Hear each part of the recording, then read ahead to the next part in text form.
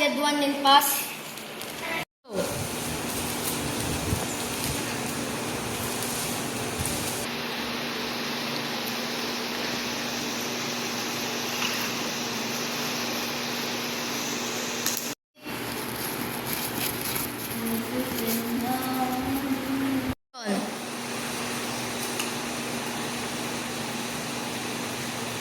Josh, sigurado ko ba yun? Wala na akong choice. Saglit lang naman ito. May mga bagay na kahit walang guro, alam niyong mali. At may mga pagkakamaling akala mong maliit. Pero kaya nitong sirain ng tiwala ng buong klase. Totoo, minsan ang konsensya mo na mismo ang nagtuturo sa'yo. Ang tanong, kaya ba natin ituwid ang nakikita nating mali?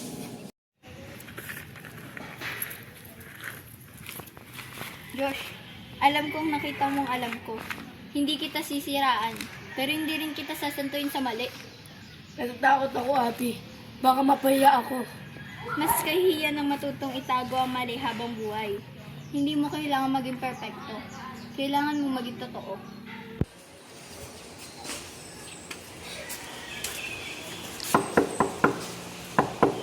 Pasok. Pasok.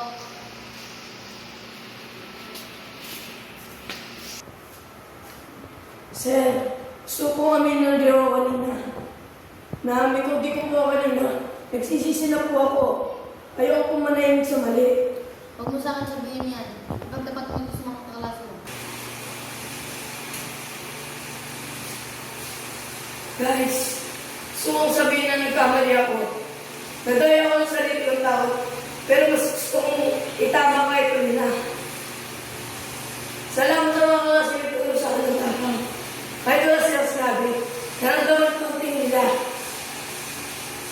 Minsan, hindi natin kailangan ng maraming salita para may paalala sa ating kapwa kung ano ang tama.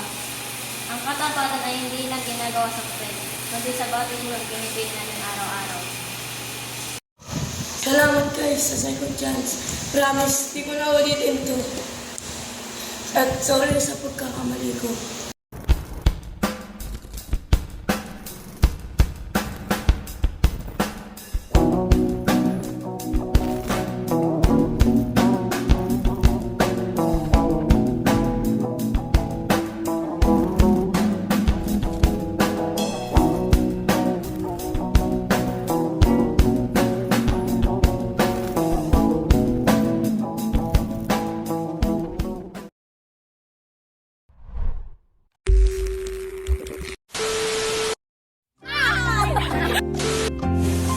Salamat guys.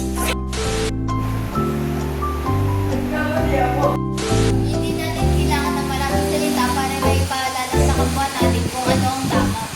Minsan, sapat na ang tingin, sapat na ang pananalitin. At may mga pagkakamaling akala